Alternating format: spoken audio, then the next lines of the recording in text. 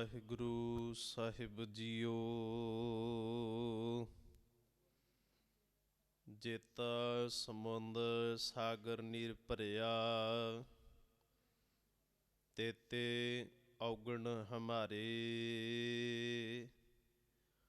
ਦਇਆ ਕਰੋ ਕਿਛ ਮਿਹਰਿਓ ਪਾਵੋ, ਡੁੱਬਦੇ ਪੱਥਰ ਤਾਰੇ।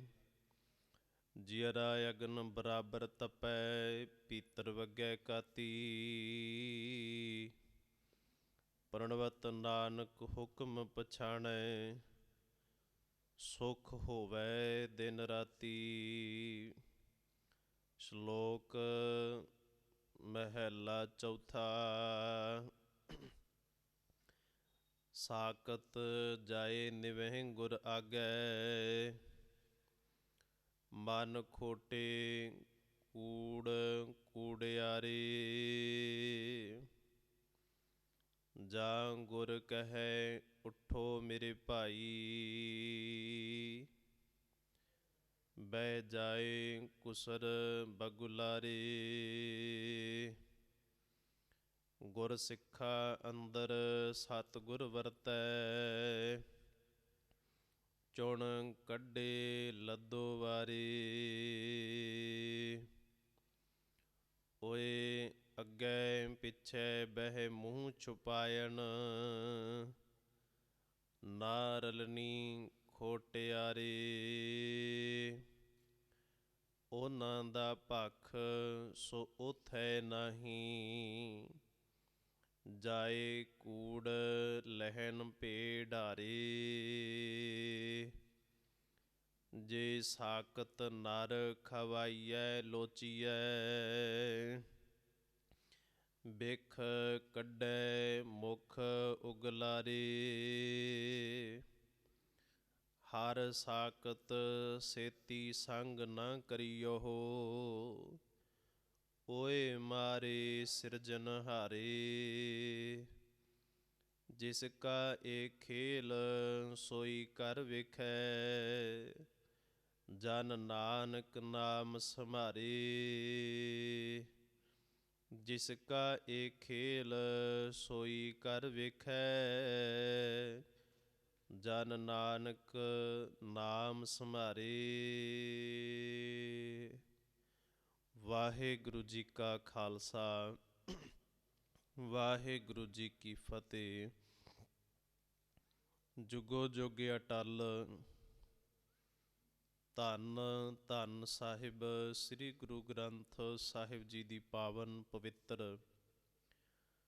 ਹਜ਼ੂਰੀ ਅੰਦਰ ਸਬਾਇਮਾਨ ਗੁਰੂ ਰੂਪ ਪਿਆਰੀ ਸਾਧ ਸੰਗਤ, ਸਤਿਗੁਰੂ ਜੀ ਦੀ ਅਪਾਰ ਕਿਰਪਾ ਮਿਹਰਾਮਤ ਸਦਕਾ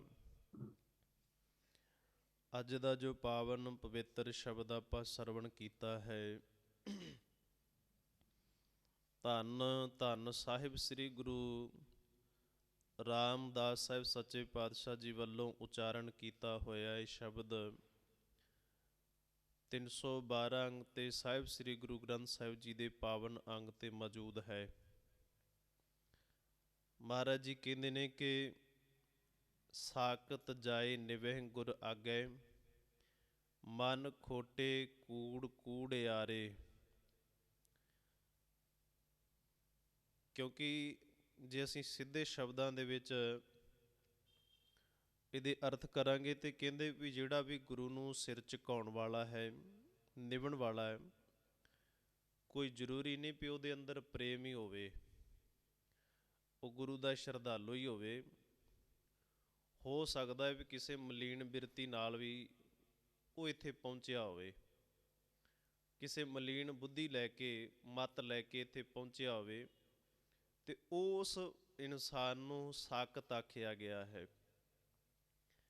ਸਾਕਤ ਤੋਂ ਭਾਵ ਹੁੰਦਾ ਹੈ ਕਿ ਜਿਹਦਾ ਸੰਗ ਕਰਨ ਦੇ ਨਾਲ ਜੀਵਨ ਦੇ ਵਿੱਚ ਸ਼ੁਭ ਗੁਣ ਉੱਡ ਜਾਂਦੇ ਨੇ ਤੇ ਬੁਰਾਈਆਂ ਸੰਸਾਰ ਦੇ ਵਿੱਚ ਉਸ ਇਨਸਾਨ ਦੇ ਪੱਲੇ ਰਹਿ ਜਾਂਦੀਆਂ ਨੇ। ਉਹਨੂੰ ਸਾਕਤ ਆਖਿਆ ਜਾਂਦਾ ਹੈ, ਜਿਹੜਾ ਵਾਹਿਗੁਰੂ ਦਾ ਨਾਮ ਨਹੀਂ ਜਪਦਾ।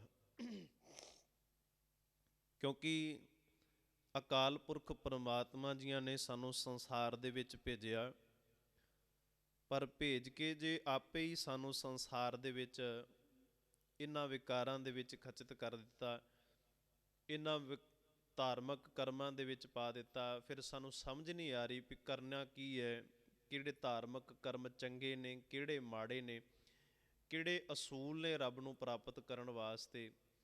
ਤੇ ਇਉਂ ਲੱਗਦਾ ਹੈ ਕਿ ਅਕਾਲ ਪੁਰਖ ਪਰਮਾਤਮਾ ਨੇ ਸਾਡੇ ਨਾਲ ਇੱਕ ਬਹੁਤ ਵੱਡਾ, ਜਿਹਨੂੰ ਕਹਿ ਸਕਦੇ ਹਾਂ, ਸ਼ੜਯੰਤਰ ਰਚਿਆ ਵੀ ਸਾਨੂੰ ਪਤਾ ਕੁਛ ਨਹੀਂ ਹੈ ਕਿ ਅਸੀਂ ਸੰਸਾਰ ਦੇ ਵਿੱਚ ਜੀਵ ਆਏ ਹਾਂ, ਵੀ ਸਾਨੂੰ ਤਾਂ ਆਪਣੀ ਆਉਣ ਵਾਲੀ ਕਮਾਈ ਦਾ ਭਵਿੱਖ ਦਾ ਹੀ ਨਹੀਂ ਪਤਾ ਵੀ ਅਸੀਂ ਕਮਾਉਣਾ ਕੀ ਹੈ, ਖਾਣਾ ਕੀ ਹੈ, ਕਰਨਾ ਕੀ ਹੈ। ਉੱਦਮ ਕਰਦੇ ਹਾਂ ਤੇ ਇਹ ਵਿਚਲਾ ਜਿਹੜਾ ਸੰਬੰਧ ਰੱਖ ਦਿੱਤਾ ਵੀ ਨਾਮ ਜਪੇਂਗਾ ਤਾਂ ਹੀ ਤੇਰੀ ਗਤੀ ਹੋਣੀ ਹੈ, ਤਾਂ ਹੀ ਤੈਨੂੰ ਸੁੱਖ ਮਿਲੇਗਾ। ਤੇ ਉਹ ਨਾਮ ਵੀ ਇੰਨਾ ਕਠਿਨਾਈਆਂ ਦੇ ਬਾਅਦ ਮਿਲਦਾ ਹੈ, ਕੋਈ ਅੰਤ ਨਹੀਂ। ਤੇ ਪਰਮਾਤਮਾ ਨੇ ਫਿਰ ਸਾਡੇ ਨਾਲ ਇਹ ਬਹੁਤ ਵੱਡਾ ਇੱਕ ਸ਼ੜਯੰਤਰ ਰਚਿਆ ਕਿ ਪਹਿਲਾਂ ਸਾਨੂੰ ਆਮ ਜੀਵ, ਕਿਉਂਕਿ ਗੁਰਬਾਣੀ ਕਹਿੰਦੀ ਹੈ ਕਿ ਇਹ ਜੀਵ ਬਹੁਤ ਜ਼ਿਆਦਾ ਨਾਜ਼ੁਕ, ਕਹਿ ਸਕਦੇ ਹਾਂ ਹਿਰਦਾ ਬੜਾ ਨਾਜ਼ੁਕ ਹੈ ਇਹਦਾ, ਪਰ ਨਾਲ ਦੀ ਨਾਲ ਇਹ ਵੀ ਗੱਲ ਕਹਿ ਦਿੱਤੀ ਵੀ ਸਾਰਿਆਂ ਦਾ ਹੀ ਨਹੀਂ ਹੁੰਦਾ, ਕੁਝ ਲੋਕਾਂ ਦਾ। ਕੁਝ ਲੋਕ ਇਹੋ ਜਿਹੇ ਹੁੰਦੇ ਨੇ ਜਿਹੜੇ ਸਾਕਤ ਤੋਂ ਭਾਵ ਹੁੰਦਾ ਹੈ ਜਿਹਨੂੰ ਇਹ ਵਿਸ਼ਵਾਸ ਹੀ ਨਾ ਹੋਵੇ ਕਿ ਪਰਮਾਤਮਾ ਨਾਮ ਦੀ ਕੋਈ ਚੀਜ਼ ਹੈਗੀ ਹੈ। ਆਖਰਕਾਰ ਕੋਈ ਤਾਂ ਸੱਤਿਆ ਹੈ ਨਾ, ਕੋਈ ਤਾਂ ਇਸ ਪਿੱਛੇ ਤਾਕਤ ਹੈ ਜਿਹਨੇ ਸੰਸਾਰ ਨੂੰ ਟਿਕਾ ਕੇ ਰੱਖਿਆ, ਧਰਤੀ ਨੂੰ ਟਿਕਾ ਕੇ ਰੱਖਿਆ ਹੈ। ਕਿਵੇਂ ਇੱਕ ਨਿਯਮ ਦੇ ਵਿੱਚ ਧਰਤੀ ਦੇ ਥੱਲੇ ਪਾਣੀ ਹੈ, ਧਰਤੀ ਦੇ ਉੱਪਰ ਬੀਜ ਬੀਜਦੇ ਹਾਂ, ਇੱਕ ਬੀਜਦੇ ਹਾਂ, ਸਾਨੂੰ ਅਨੇਕਾਂ ਮਿਲਦੇ ਨੇ।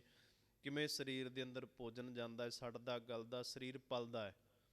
ਆਖਰਕਾਰ ਇਸ ਸਾਰੇ ਹੀ ਸੰਸਾਰ ਦੇ ਇਸ ਢੰਗ ਨੂੰ ਚਲਾਉਣ ਵਾਲਾ ਕੌਣ ਹੈ? ਤੇ ਗੁਰਬਾਣੀ ਕਹਿੰਦੀ ਕੀਤਾ ਪਸਾਓ ਏਕੋ ਕੁਵਾਓ, ਤਿਸ ਤੇ ਹੋਏ ਲੱਖ ਦਰਿਆਓ। ਇਸ ਪਿੱਛੇ ਇਹ ਸਾਰਾ ਹੀ ਕਰਨ ਕਾਰਨ ਸਮਰੱਥ ਅਕਾਲ ਪੁਰਖ ਪਰਮਾਤਮਾ ਹੈ। ਕੁਵਾਓ ਦਾ ਅਰਥ ਹੁੰਦਾ ਹੈ ਹੁਕਮ। ਅਕਾਲ ਪੁਰਖ ਪਰਮਾਤਮਾ ਜੀਆਂ ਦੇ ਇੱਕ ਹੁਕਮ ਤੋਂ ਇਹ ਸਾਰਾ ਕੁਛ ਰਚਿਆ ਗਿਆ, ਸਾਰਾ ਪਸਾਰਾ। ਉਸ ਤੋਂ ਬਾਅਦ ਇਹ ਸਾਰਾ ਸੰਸਾਰ, ਸਾਰੇ ਜੀਵ ਜੰਤੂ ਪੈਦਾ ਹੋਏ। ਤੇ ਸਾਕਤ ਮਨੁੱਖ ਉਹ ਹੈ ਜਿਹੜਾ ਜਾਣਦਿਆਂ ਹੋਇਆਂ ਵੀ ਕਿ ਪਰਮਾਤਮਾ ਦੀ ਹੋਂਦ ਹੈ, ਪਰਮਾਤਮਾ ਹੈਗਾ ਹੈ, ਇਸ ਗੱਲ ਨੂੰ ਜਾਣਦਿਆਂ ਹੋਇਆਂ ਵੀ ਅਣਗੌਲਿਆਂ ਅੱਖਾਂ ਤੋਂ ਓਹਲੇ ਕਰ ਦੇਵੇ, ਉਸ ਨੂੰ ਆਖਿਆ ਗਿਆ ਹੈ ਸਾਕਤ।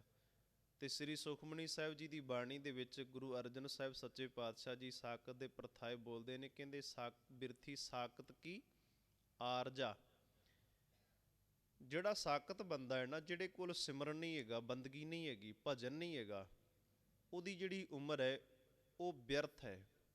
ਉਹ ਕੁਝ ਖੱਟ ਕੇ ਨਹੀਂ ਗਿਆ ਸੰਸਾਰ ਦੇ ਵਿੱਚੋਂ। ਬਿਨ ਸਿਮਰਨ ਜੋ ਜੀਵਨ ਬਲਣਾ, ਸਰਪ ਜੈਸੇ ਅਰਜਾਰੀ। ਜਿਵੇਂ ਸੱਪ ਦੀ ਆਰਜੂ ਹੈ, ਉਵੇਂ ਹੀ ਇਨਸਾਨ ਕਿਸੇ ਕੰਮ ਨਾ ਆ ਸਕਿਆ, ਸਾਰੀ ਉਮਰ ਜ਼ਹਿਰ ਹੀ ਘੋਲਦਾ ਰਿਹਾ, ਜ਼ਹਿਰ ਘੋਲਦਾ ਰਿਹਾ ਸਾਰੀ ਉਮਰ। ਤੇ ਕਹਿੰਦੇ ਨੇ ਕੋਈ ਵਿਅਰਥ ਹੈ, ਬਿਨਾਂ ਗੱਲ ਤੋਂ ਕੁਛ ਅਰਥ ਨਹੀਂ ਹੈ ਇਸ ਉਮਰ ਦਾ, ਇਸ ਜੀਵਨ ਦਾ, ਜੇ ਪਰਮਾਤਮਾ ਦਾ ਨਾਮ ਹੀ ਨਹੀਂ ਜਪਿਆ, ਬੰਦਗੀ ਨਹੀਂ ਕੀਤੀ। ਕਿਉਂਕਿ ਬੜੇ ਯਤਨਾਂ ਪਿੱਛੋਂ ਇਹ ਮਨੁੱਖਾ ਸਰੀਰ ਮਿਲਿਆ ਹੈ, ਬੰਦਗੀ ਮਿਲੀ ਹੈ। ਤੇ ਮਹਾਰਾਜ ਕਹਿੰਦੇ ਨੇ ਇਹਦੇ ਵਿੱਚ ਕਸੂਰ ਮਨੁੱਖ ਦਾ ਕੱਢੀ ਜਾਈਏ, ਮਨੁੱਖ ਦਾ ਆਖੀ ਜਾਈਏ ਕਿ ਇਹਦੇ ਵਿੱਚ ਕਸੂਰ ਹੈ, ਪਰ ਇਹਦੇ ਕਰਮਾਂ ਦਾ ਕਸੂਰ ਹੈ। ਸਭ ਤੋਂ ਪਹਿਲਾਂ ਕੀ ਕਰਦਾ ਬੰਦਾ? ਕਿਰਤ ਕਰਦਾ ਹੈ। ਕਿਰਤ ਫਿਰ ਕਰਮ ਬਣਾਉਂਦੀ ਹੈ, ਕਰਮਾਂ ਦੇ ਕਰਕੇ ਫਿਰ ਪਰਮਾਤਮਾ ਦਾ ਨਾਮ ਸਾਨੂੰ ਪ੍ਰਾਪਤ ਹੁੰਦਾ ਹੈ। ਕਿਰਤ ਕੀ ਕਰਦੀ ਹੈ? ਕਿਰਤ ਜਿਹੜੀ ਹੈ, ਹੁਣ ਚੋਰੀ ਕਰਨਾ ਹੈ ਤਾਂ ਕਿਰਤ ਹੀ ਹੈ ਨਾ, ਮਿਹਨਤ ਕੀਤੀ ਜਾਂਦੇ ਨੇ, ਕਿੰਨੀ ਅੱਧੀ ਰਾਤ ਨੂੰ ਜਾਗਿਆ, ਭੱਜ ਦੌੜ ਕੀਤੀ, ਪਰ ਉਹ ਕਿਰਤ ਜਿਹੜੀ ਹੈ ਉਹ ਸਫਲ ਕਿਰਤ ਨਹੀਂ ਹੈ। ਉਹ ਕਿਰਤ ਨੇ ਉਹਦਾ ਬੁਰਾ ਹਾਲ ਕਰ ਦੇਣਾ। ਕਿਰਤ ਕਿਉਂ? ਉਹ ਕਿਰਤ ਨੇ ਉਹਨੂੰ ਇੱਕ ਔਗਣ ਦਿੱਤਾ ਹੈ। ਉਹ ਔਗਣ ਕੀ ਦਿੱਤਾ ਹੈ? ਉਹ ਚੋਰੀ ਕਰਨ ਵਾਲੇ ਦਾ ਨਾਮ ਜਿਹੜਾ ਰੱਖ ਦਿੱਤਾ ਗਿਆ ਚੋਰ। ਚੋਰੀ ਉਹਨੇ ਕਿਰਤ ਕੀਤੀ, ਚੋਰ ਉਹਦਾ ਨਾਮ ਪੈ ਗਿਆ, ਉਹ ਉਹਦੇ ਕਰਮ ਬਣ ਗਏ। ਹੁਣ ਇਵੇਂ ਕਰਕੇ ਹੀ ਮਨੁੱਖ ਜਿਹੜਾ ਅਕਾਲ ਪੁਰਖ ਪਰਮਾਤਮਾ ਜੀ ਦੀ ਭਗਤੀ ਕਰਦਾ ਤੇ ਲੋਕ ਉਹਨੂੰ ਭਗਤ ਆਖਦੇ ਨੇ, ਲੋਕ ਉਹਨੂੰ ਭਗਤ ਜਨ ਆਖਦੇ ਨੇ। ਜਿਹੜਾ ਪਰਮਾਤਮਾ ਦੀ ਬੰਦਗੀ ਨਹੀਂ ਕਰਦਾ ਉਹਨੂੰ ਭਗਤ ਨਹੀਂ ਆਖਿਆ ਜਾਂਦਾ, ਉਹਨੂੰ ਸਾਕਤ ਆਖਿਆ ਜਾਂਦਾ। ਤੇ ਕਬੀਰ ਸਾਹਿਬ ਜੀ ਸਿੱਧੇ ਸ਼ਬਦਾਂ ਦੇ ਵਿੱਚ ਕਹਿੰਦੇ ਨੇ ਕਿ ਕਹਿੰਦੇ ਵੇਖੋ, ਬੰਦਾ ਜਿੰਨਾ ਮਰਜ਼ੀ ਕਹੀ ਜਾਵੇ ਕਿ ਮੈਨੂੰ ਮਨ ਨਹੀਂ ਜੁੜਦਾ। ਕਈ ਵਾਰ ਆਪਾਂ ਕਹਿੰਦੇ ਜੀ ਮਨ ਜੁੜਦਾ ਨਹੀਂ, ਠੀਕ ਹੈ, ਅਸੀਂ ਪੁੱਛਣਾ ਹੈ ਗੁਰੂ ਤੋਂ ਹੀ ਪੁੱਛਣਾ ਹੈ, ਕਿਤੋਂ ਪੁੱਛਾਂਗੇ? ਜੇ ਗੁਰੂ ਦੀ ਸਾਨੂੰ ਸਮਝ ਨਹੀਂ ਆਉਂਦੀ, ਅਸੀਂ ਗੁਰਸਿੱਖਾਂ ਤੋਂ ਪੁੱਛਦੇ ਹਾਂ, ਵਿਦਵਾਨਾਂ ਤੋਂ ਪੁੱਛਦੇ ਹਾਂ ਜੀ ਮਨ ਨਹੀਂ ਜੁੜਦਾ ਅਤੇ ਮਨ ਨੂੰ ਜੋੜਨ ਦਾ ਕੰਮ ਕੀ ਕਰੀਏ? ਫਿਰ ਉਹ ਸਾਨੂੰ ਦੱਸਦੇ ਨੇ ਵੀ ਮਨ ਕਿਵੇਂ ਇਕਾਗਰ ਕੀਤਾ ਜਾਂਦਾ ਹੈ, ਮਨ ਬਿਰਤੀਆਂ ਨੂੰ ਕਿਵੇਂ ਜੋੜਿਆ ਜਾਂਦਾ। ਪਰ ਕਬੀਰ ਸਾਹਿਬ ਜੀ ਇੱਕ ਗੱਲ ਸਪਸ਼ਟ ਕਰਦੇ ਨੇ, ਉਹ ਕਹਿੰਦੇ ਨੇ ਕਬੀਰ ਪਾਪੀ ਭਗਤ ਨਾ ਭਾਵਈ, ਰੱਬ ਦੀ ਬੰਦਗੀ ਪਾਪੀ ਬੰਦੇ ਨੂੰ ਚੰਗੀ ਨਹੀਂ ਲੱਗਦੀ। ਹਰ ਪੂਜਾ ਨਾ ਸਹਾਏ, ਕਿਉਂ? ਉਹਦਾ ਮੁੱਖ ਕਾਰਨ ਕੀ ਹੈ? ਉਹਦਾ ਮੁੱਖ ਕਾਰਨ ਹੈ ਬਿਰਤੀ ਸਾਖਤਾਂ ਵਾਲੀ, ਮਾੜੀ ਬਿਰਤੀ। ਕਹਿੰਦੇ ਕਬੀਰ ਪਾਪੀ ਭਗਤ ਨਾ ਭਾਵਈ, ਹਰ ਪੂਜਾ ਨਾ ਸਹਾਏ, ਮਾਖੀ ਚੰਦਨ ਪਰ ਹਰੇ। ਮੱਖੀ ਚੰਦਨ ਛੱਡ ਦਿੰਦੀ ਹੈ, ਜਹਾਂ ਬੇਗੰਧ ਤਹਾਂ ਜਾਏ। ਜਿੱਥੇ ਗੰਦਗੀ ਹੋਏਗੀ ਉੱਥੇ ਜਾ ਕੇ ਬੈਠਦੀ ਹੈ। ਇਹੀ ਹਾਲ ਸਾਕਤ ਬੰਦੇ ਦਾ ਹੁੰਦਾ ਹੈ। ਉਹਨੂੰ ਭਗਤੀ ਚੰਗੀ ਨਹੀਂ ਲੱਗਦੀ, ਉਹਨੂੰ ਸਿਮਰਨ ਚੰਗਾ ਨਹੀਂ ਲੱਗਦਾ, ਵਾਹਿਗੁਰੂ ਦੀ ਬੰਦਗੀ ਚੰਗੀ ਨਹੀਂ ਲੱਗਦੀ। ਅਤੇ ਕਈ ਵਾਰੀ ਆਪਾਂ ਉਹਨਾਂ ਲੋਕਾਂ ਦੇ ਨਾਲ ਐਵੇਂ ਘਿਰਣਾ ਕਰਦੇ ਹਾਂ। ਬਹੁਤ ਵਾਰੀ ਇਵੇਂ ਹੁੰਦਾ ਕਿ ਜਿਹੜੇ ਭਗਤ ਜਨ ਹੋਣ ਨਾ, ਉਹਨਾਂ ਦੀ ਜੀਵਨ, ਉਹਨਾਂ ਦਾ ਕਰਨੀ, ਉਹਨਾਂ ਦੀ ਬੋਲ, ਉਹਨਾਂ ਦੀ ਚਾਲ ਹੈ ਨਿਰਾਲੀ ਹੈ, ਪਰ ਲੋਕਾਂ ਨੂੰ ਇਉਂ ਲੱਗਦਾ ਕਿ ਉਹ ਆਮ ਹੁੰਦੇ ਨੇ, ਉਹ ਇੱਕ ਆਮ ਇਨਸਾਨ ਹੁੰਦੇ ਨੇ। ਪਰ ਹੁੰਦੇ ਆਮ ਇਨਸਾਨ ਹੀ ਹੈ। ਜਦੋਂ ਸਾਹਿਬ ਸ੍ਰੀ ਗੁਰੂ ਨਾਨਕ ਸਾਹਿਬ ਸੱਚੇ ਪਾਤਸ਼ਾਹ ਜੀ ਭਾਈ ਮਰਦਾਨਾ ਜੀ ਨੂੰ ਨਾਲ ਲੈ ਕੇ ਉਦਾਸੀਆਂ ਕਰਨ ਵਾਸਤੇ ਜਾਂਦੇ ਨੇ, ਬਿਲਕੁਲ ਸਿੰਪਲ ਪਹਿਰਾਵਾ ਉਹਨਾਂ ਦਾ, ਬਹੁਤ ਸ਼ੁੱਧ ਪਹਿਰਾਵਾ ਹੈ, ਪਰ ਲੋਕਾਂ ਨੂੰ ਇਉਂ ਲੱਗਦਾ ਕਿ ਕਿਤੇ ਭਿਖਾਰੀ ਨੇ, ਭੀਖ ਮੰਗਣ ਵਾਲੇ ਨੇ, ਕਈ ਲੋਕਾਂ ਨੇ ਪਿੰਡ 'ਚੋਂ ਭਜਾ ਦਿੱਤਾ। ਸੋ ਇਵੇਂ ਕਰਕੇ ਜਿਹੜਾ ਭਗਤੀ ਕਰਨ ਵਾਲਾ ਨਾ, ਬੰਦਗੀ ਕਰਨ ਵਾਲਾ, ਉਹਦਾ ਬੋਲ, ਉਹਦਾ ਪਹਿਰਾਵਾ, ਉਹਦੀ ਚਾਲ ਦੱਸ ਦਿੰਦੀ ਹੈ ਕਿ ਭਗਤੀ ਕਰਨ ਵਾਲਾ ਨਿਰਾਲੀ ਹੁੰਦੀ, ਕਿਉਂਕਿ ਉਹ ਬੁਰਾਈਆਂ ਨਹੀਂ ਚਿਤਵਦਾ। ਅਤੇ ਜਿਹੜੇ ਆਮ ਇਨਸਾਨ ਹੁੰਦੇ ਨੇ, ਉਹਨਾਂ ਨੂੰ ਇਹ ਹੁੰਦਾ ਕਿ ਸਾਡੇ ਸਰੀਰ ਦੇ ਵਿੱਚੋਂ ਸਾਡਾ ਅੰਦਰ ਦਾ ਜਿਹੜਾ ਭਵਿੱਖ, ਜਲਵਾ ਕਹਿ ਲਓ, ਕਿ ਸਾਡੇ ਅੰਦਰ ਦੀ ਉਹ ਤਾਕਤ, ਜੋ ਸਾਡੇ ਅੰਦਰ ਦੀ ਬਿਰਤੀ, ਉਹ ਸਾਹਮਣੇ ਆਉਣੀ ਚਾਹੀਦੀ ਹੈ। ਫਿਰ ਬੰਦਾ ਉਹੋ ਜਿਹੀ ਸੋਚ ਪੱਧਰ ਤੇ ਜਿਹੜੀ ਹੈ ਉਹ ਆਪਣੇ ਸਰੀਰ 'ਤੇ ਲੈ ਕੇ ਆਉਂਦਾ ਹੈ। ਉਹ ਸੋਚ ਪੱਧਰ ਫਿਰ ਕੱਪੜਿਆਂ 'ਚੋਂ ਦਿਸਣ ਲੱਗ ਪੈਂਦੀ ਹੈ। ਫਿਰ ਇਸ ਕਰਕੇ ਜਦੋਂ ਉਹ ਕੱਪੜਿਆਂ ਦੇ ਵਿੱਚੋਂ ਦਿਖਣ ਲੱਗ ਜਾਵੇ, ਇਹਦਾ ਮਤਲਬ ਵੀ ਉਹ ਸੋਚ ਜਿਹੜੀ ਹੈ, ਜਿਹਨੂੰ ਆਪਾਂ ਸਟੇਟਸ ਕਹਿੰਦੇ ਹਾਂ, ਉਹ ਸਾਡਾ ਜਿਹੜਾ ਜੀਵਨ ਸ਼ੈਲੀ ਹੈ ਨਾ, ਸਾਡੇ ਅੰਦਰ ਦਾ ਜਿਹੜਾ ਸਟੇਟਸ ਹੈ, ਉਹ ਸਾਡੇ ਆਪਣੇ ਆਚਰਣ ਤੋਂ ਹੀ ਦਿਸ ਪੈਂਦਾ, ਸਾਡੇ ਕੱਪੜਿਆਂ ਤੋਂ ਹੀ ਦਿਸ ਪੈਂਦਾ ਵੀ ਹਾਂ ਇਹ ਬੰਦਾ ਕੋਈ ਰੱਬ ਦੀ ਬੰਦਗੀ ਕਰਨ ਵਾਲਾ ਹੈ ਜਾਂ ਨਹੀਂ ਕਰਨ ਵਾਲਾ। ਉੱਥੋਂ ਸਾਨੂੰ ਸਮਝ ਲੱਗ ਜਾਣੀ ਚਾਹੀਦੀ ਹੈ ਕਿ ਜਿਹੜਾ ਇਨਸਾਨ, ਦੋ ਗੱਲਾਂ ਨੇ, ਕਈ ਵਾਰੀ ਜਿਹੜਾ ਬੰਦਾ ਗਰੀਬ ਹੋਵੇ ਉਹ ਅਮੀਰ ਹੋਣ ਦਾ ਵਿਖਾਵਾ ਕਰਦਾ ਹੈ, ਅਤੇ ਜਿਹੜਾ ਬੰਦਾ ਅਮੀਰ ਹੋ ਜਾਵੇ ਨਾ, ਅਤੇ ਫਿਰ ਉਹਦੇ ਕੋਲ ਲੋਕ ਜਾ ਕੇ ਪੁੱਛਦੇ ਨੇ, ਵੀ ਹੁਣ ਤੁਸੀਂ ਇੱਥੇ ਤੱਕ ਕਿਵੇਂ ਪਹੁੰਚੇ ਹੋ? ਕਹਿੰਦਾ ਮੈਂ ਪਹਿਲਾਂ ਬੜਾ ਗਰੀਬ ਹੁੰਦਾ ਸੀਗਾ, ਕਿਉਂਕਿ ਉਹਨੂੰ ਪਤਾ ਹੈ ਕਿ ਮੇਰੀ ਅਮੀਰੀ ਹੀ ਲੋਕਾਂ ਨੂੰ ਪਤਾ ਹੈ। ਹੁਣ ਮੈਂ ਆਪਣੀ, ਜੇ ਕਿਸੇ ਵਿਊ ਨੂੰ ਵਧਾਉਣਾ ਹੈ, ਜੇ ਮੈਂ ਕਿਸੇ ਆਪਣੀ ਆਦਤ ਨੂੰ ਵਧਾਉਣਾ ਹੈ, ਜਾਂ ਮੈਂ ਕਿਸੇ ਨੂੰ ਆਪਣੇ ਵੱਲ ਆਕਰਸ਼ਿਤ ਕਰਨਾ ਹੈ, ਅਤੇ ਮੈਨੂੰ ਉਹਨਾਂ ਲੋਕਾਂ ਨੂੰ ਆਪਣੇ ਵੱਲ ਖਿੱਚਣਾ ਪਵੇਗਾ ਜਿਹੜੇ ਅਜੇ ਇਸ ਕੰਮ ਨੂੰ ਸ਼ੁਰੂ ਨਹੀਂ ਕਰ ਸਕੇ। ਉਹ ਕਹਿੰਦੇ ਵੀ ਮੈਂ ਬਹੁਤ ਗਰੀਬ ਹੁੰਦਾ ਸੀਗਾ। ਇਸ ਕਰਕੇ ਦੋਵਾਂ ਦੇ ਵਿੱਚ, ਪਰ ਜਿਹੜੀ ਗੱਲ ਅਕਾਲ ਪੁਰਖ ਪਰਮਾਤਮਾ ਜੀ ਦੇ ਘਰ ਦੀ ਹੈ, ਉਹ ਇੱਕੋ ਗੱਲ ਕਹਿੰਦੀ ਹੈ, ਪ੍ਰਹਿਲਾਦ ਦੀ ਮਾਤਾ ਵਾਂਗੂ, ਕਿ ਪੁੱਤਰ ਭਗਤੀ ਕਰੇਗਾ ਤੇ ਸੁੱਖ ਮਿਲੇਗਾ, ਜੇ ਨਹੀਂ ਭਗਤੀ ਕਰੇਗਾ ਤੇ ਸੁੱਖ ਨਹੀਂ ਮਿਲੇਗਾ। ਉਹ ਇਸ ਗੱਲ ਨੂੰ ਸੋਚਦੇ ਹੀ ਨਹੀਂ ਹਨ ਕਿ ਕਿਹੋ ਜਿਹੇ ਕਰਮ ਹੋਣਗੇ, ਕਿੱਦਾਂ ਦੇ ਹੋਣਗੇ। ਉਹ ਸਾਰੀ ਗੱਲ ਹੀ ਭਗਤੀ ਤੇ ਛੱਡ ਦਿੰਦੇ ਨੇ। ਤੇ ਗੁਰਬਾਣੀ ਕਹਿੰਦੀ ਬਿਰਥੀ ਸਾਕਤ ਕੀ ਆਰਜਾ, ਸਾਚ ਬਿਨਾ ਕਾਂ ਹੋਵਤ ਸੂਚਾ। ਬੰਦਾ ਜਿੰਨਾ ਮਰਜ਼ੀ ਯਤਨ ਕਰੀ ਜਾਵੇ, ਸੱਚ ਤੋਂ ਬਿਨਾਂ, ਵਾਹਿਗੁਰੂ ਦੇ ਨਾਮ ਤੋਂ ਬਿਨਾਂ ਕਦੀ ਸੁੱਚਾ ਨਹੀਂ ਹੋ ਸਕਦਾ। ਆਪਾਂ ਸਾਰੇ ਹੀ ਯਤਨ ਕਰਦੇ ਹਾਂ ਵੀ ਅਸੀਂ ਆਪਣੇ ਆਪ ਨੂੰ ਬੜਾ ਸਾਫ਼ ਸੁਥਰਾ ਦੱਸਦੇ ਹਾਂ, ਵੀ ਸਾਫ਼ ਸੁਥਰੇ ਹਾਂ, ਅਸੀਂ ਸਰੀਰ ਨੂੰ ਸਵੱਛ ਰੱਖਦੇ ਹਾਂ, ਪਰ ਗੁਰਬਾਣੀ ਕਹਿੰਦੀ ਹੈ ਸਾਚ ਬਿਨਾ ਕਾਂ ਹੋਵਤ ਸੂਚਾ, ਬਿਰਥਾ ਨਾਮ ਬਿਨਾ ਤਨ ਅੰਧ। ਇਸ ਕਹਿੰਦੇ ਨੇ ਇਹ ਮਨੁੱਖ ਦਾ ਜਿਹੜਾ ਤਨ ਹੈ, ਅੰਨੇ ਮਨੁੱਖ ਦਾ, ਇਹ ਐਵੇਂ ਹੀ ਚਲਾ ਗਿਆ ਸਾਰੇ ਸੰਸਾਰ ਦੇ ਵਿੱਚੋਂ। ਬਿਰਥਾ ਨਾਮ ਬਿਨਾ ਤਨ ਅੰਧ, ਮੁੱਖ ਆਵਤ ਤਾਕੈ ਦੁਰਗੰਧ। ਉਹਦੇ ਮੁੱਖ ਦੇ ਵਿੱਚੋਂ ਕੇਵਲ ਭੈੜੀਆਂ ਗੱਲਾਂ, ਬੁਰਾਈਆਂ, ਨਿੰਦਿਆ, ਚੁਗਲੀ, ਦਵੈਸ਼, ਈਰਖਾ ਹੀ ਨਿਕਲੇਗੀ। ਉਹ ਸ਼ੁਭ ਗੱਲਾਂ ਕਰ ਹੀ ਨਹੀਂ ਸਕਦਾ। ਮੁੱਖ ਆਵਤ ਤਾਕੈ ਦੁਰਗੰਧ, ਬਿਨ ਸਿਮਰਨ ਦਿਨ ਰੈਣ ਬਿਰਥਾ ਬਿਹਾਏ। ਕਹਿੰਦੇ ਨੇ ਵੇਖੋ, ਬਿਨਾਂ ਸਿਮਰਨ ਤੋਂ ਦਿਨ ਤੇ ਰੈਣ, ਰਾਤ ਵਿਅਰਥ ਵਿਹਾ ਦਿੱਤੀ, ਐਵੇਂ ਜਾਈ ਚਲੇ ਗਿਆ। ਮੇਘ ਬਿਨਾਂ ਜਿਉਂ ਖੇਤੀ ਜਾਏ।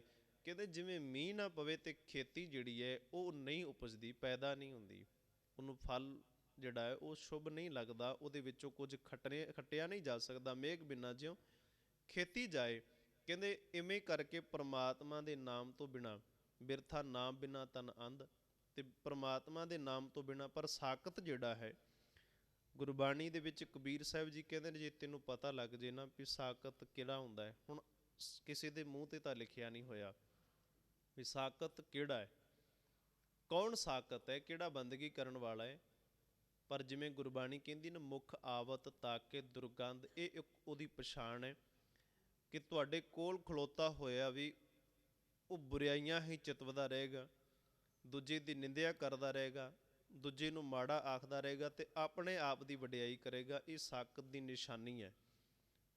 ਇੱਥੋਂ ਪਹਿਚਾਣ ਹੋ ਜਾਂਦੀ ਸਾਕਤ ਬੰਦੇ ਦੀ ਕਿ ਉਹ ਆਪਣੇ ਆਪ ਨੂੰ ਬੜਾ ਵਡਿਆ ਕੇ ਦਰਸਾਉਂਦਾ ਹੈ, ਬੜਾ ਉੱਚਾ ਗਿਣ ਕੇ ਦੱਸਦਾ ਹੈ ਕਿ ਮੈਂ ਬੜਾ ਉੱਚਾ ਹਾਂ, ਮੈਂ ਬੜਾ ਵੱਡਾ, ਮੈਂ ਬਹੁਤ ਚੰਗਾ, ਲੋਕੀ ਬੁਰੇ ਨੇ।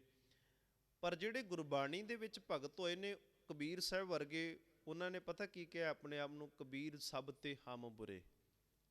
ਪਤਾ ਲੱਗ ਗਿਆ ਨਾ ਵੀ ਸਾਕਤ ਕਿਹੜਾ ਹੁੰਦਾ ਤੇ ਬੰਦਗੀ ਕਰਨ ਵਾਲਾ ਕਿਹੜਾ ਹੁੰਦਾ। ਸਾਕਤ ਕਹਿੰਦਾ ਮੈਂ ਚੰਗਾ ਹਾਂ, ਮੈਂ ਵਧੀਆ ਹੈ, ਲੋਕੀ ਮਾੜੇ ਨੇ, ਲੋਕ ਚੰਗੇ ਨਹੀਂ ਹੈਗੇ, ਦੁਨੀਆ ਚੰਗੀ ਨਹੀਂ ਹੈ, ਬੁਰਾਈਆਂ ਚਿਤਵਦਾ ਰਹਿੰਦਾ ਹੈ।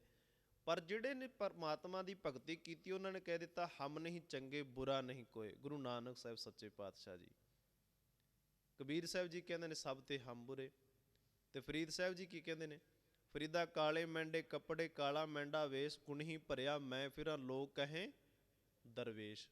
ਤੇ ਫਰੀਦ ਜੀ ਵਰਗੀ ਬੰਦਗੀ ਕਿਸੇ ਨੇ ਕੀਤੀ ਹੈ? ਕਬੀਰ ਸਾਹਿਬ ਜੀ ਵੀ ਨੇ ਬੰਦਗੀ ਕੀਤੀ ਹੈ। ਤੇ ਗੁਰੂ ਨਾਨਕ ਸਾਹਿਬ ਸੱਚੇ ਪਾਤਸ਼ਾਹ ਜੀ ਨੂੰ ਆਪਾਂ ਕਹਿੰਦੇ ਸਭ ਤੇ ਵੱਡਾ ਸਤਿਗੁਰੂ ਨਾਨਕ ਜਿਨ ਕਲ ਰਾਖੀ ਮੇਰੀ। ਇੰਨਾ ਕੁ ਫਰਕ ਪੈ ਜਾਂਦਾ ਵੀ ਉਹ ਇਨਸਾਨ ਆਪਣੇ ਆਪ ਨੂੰ ਕਹਿਣ ਲੱਗ ਜਾਂਦਾ ਵੀ ਨਹੀਂ ਸਾਰੇ ਚੰਗੇ ਨੇ, ਕੇਵਲ ਮੈਂ ਹੀ ਬੁਰਾ ਹਾਂ। ਤੇ ਜਿਹੜਾ ਸਾਕਤ ਹੈ ਉਹ ਕਹਿੰਦਾ ਮੈਂ ਚੰਗਾ, ਸਾਰੇ ਬੁਰੇ ਨੇ। ਤੇ ਕਬੀਰ ਸਾਹਿਬ ਜੀ ਕਹਿੰਦੇ ਨੇ ਇਹੋ ਜਿਹੇ ਬੰਦੇ ਦਾ ਸਾਕਤ ਨਹੀਂ ਕਰਨਾ। ਫਿਰ ਕਬੀਰ ਸਾਕਤ ਐਸਾ ਹੈ ਜੈਸੀ ਲਸਣ ਕੀ ਖਾਣ, ਕਹਿੰਦੇ ਸਾਕਤ ਬੰਦਾ ਇਹੋ ਜਿਹਾ ਹੈ ਜਿਵੇਂ ਲਸਣ ਦੀ ਖਾਣ ਹੋਵੇ। ਖਾਣ ਤੋਂ ਭਾਵ ਜਿੱਥੇ ਲਸਣ ਰੱਖਿਆ ਜਾਂਦਾ ਹੈ, ਥੋਮ ਕਹਿ ਦਿਓ, ਲਸਣ ਕਹਿ ਦਿਓ, ਰੱਖਿਆ ਜਾਂਦਾ ਹੈ। ਕਹਿੰਦੇ ਕੋਨੇ ਬੈਠੇ ਖਾਈਏ, ਉਸ ਲਸਣ ਨੂੰ ਖਾਧਾ ਤਾਂ ਕੋਨੇ ਬੈਠ ਕੇ, ਓਲੇ ਬੈਠ ਕੇ, ਪਰ ਜਦੋਂ ਇਨਸਾਨ ਉਸ ਕੱਚੇ ਲਸਣ ਨੂੰ ਖਾ ਕੇ ਜਾਂ ਕਿਵੇਂ ਵੀ ਖਾ ਕੇ ਉਹ ਬੋਲਿਆ ਨਾ, ਬੋਲਣ ਤੋਂ ਬਾਅਦ ਉਹਦੇ ਮੂੰਹ ਦੀ ਜਿਹੜੀ ਵਾਸ਼ਨਾ ਸੀਗੀ, ਮੂੰਹ ਦੀ ਜਿਹੜੀ ਦੁਰਗੰਧ ਸੀ, ਉਹਨੇ ਦੱਸ ਦਿੱਤਾ ਵੀ ਇਹ ਕੁਝ ਖਾ ਕੇ ਆਇਆ ਹੈ।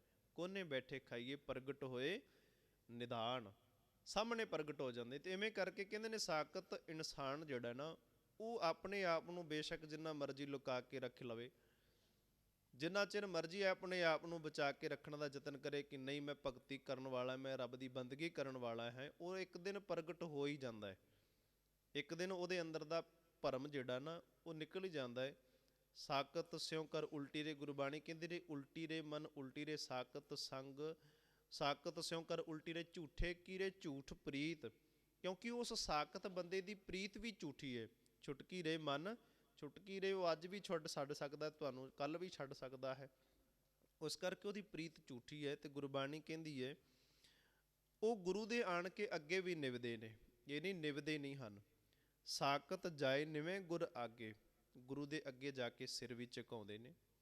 ਪਰ ਕਹਿੰਦੇ ਨੇ ਮਨ ਖੋਟੇ ਕੂੜ ਕੂੜਿਆਰੇ, ਮਨ ਦੇ ਵਿੱਚ ਖੋਟ ਹੈ ਤੇ ਝੂਠੇ ਨੇ, ਤੇ ਝੂਠਿਆਂ ਦੇ ਵਿੱਚ ਜਾ ਕੇ ਬੈਠਦੇ ਨੇ। ਬੁਰੇ ਕਰਮ ਇੱਥੇ ਸੰਗਤ ਦੇ ਵਿੱਚ ਬੈਠ ਕੇ ਵੀ ਚਿਤਵਦੇ ਰਹਿੰਦੇ ਨੇ, ਬੁਰਾ ਹੀ ਚਿਤਵਦੇ ਰਹਿੰਦੇ ਨੇ, ਬੁਰਾ ਕਰਦੇ ਰਹਿੰਦੇ ਨੇ। ਤੇ ਗੁਰਬਾਣੀ ਕਹਿੰਦੀ ਜਾਂ ਗੁਰ ਕਹੇ ਉੱਠੋ ਮੇਰੇ ਭਾਈ, ਬਹਿ ਜਾਏ ਕੁਸਰ ਬਗੁਲਾਰੇ।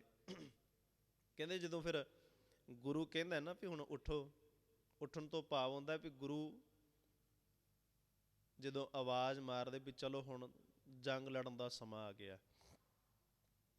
ਵੇਖੋ ਨਾ, ਜੇ ਅਸੀਂ ਕਹੀਏ ਵੀ ਇੱਦਾਂ ਹੋਇਆ ਕਦੀ ਸਿੱਖ ਇਤਿਹਾਸ ਦੇ ਵਿੱਚ? ਹੋਇਆ ਕਿਉਂ ਨਹੀਂ? ਅਨੰਦਪੁਰ ਸਾਹਿਬ ਦਾ ਜਦੋਂ ਕਿਲ੍ਹਾ ਘੇਰਾ ਪਾਇਆ ਗਿਆ, ਉਸ ਸਮੇਂ ਕੁਝ ਕੁ ਜਿਹੜੇ ਚੌਧਰੀ ਸੀ ਮੰਨ ਲਓ ਜਾਂ ਸਿੱਖ ਸੀਗੇ, ਉਹਨਾਂ ਨੇ ਮਹਾਰਾਜ ਨੂੰ ਬਦਾਵਾ ਲਿਖ ਦਿੱਤਾ ਸੀਗਾ ਅਨੰਦਪੁਰ ਸਾਹਿਬ ਦੇ ਵਿੱਚ ਵੀ ਸਤਿਗੁਰੂ ਜੀ ਅਸੀਂ ਤੁਹਾਡੇ ਸਿੱਖ ਨਹੀਂ ਤੇ ਤੁਸੀਂ ਸਾਡੇ ਗੁਰੂ ਨਹੀਂ ਹੋ।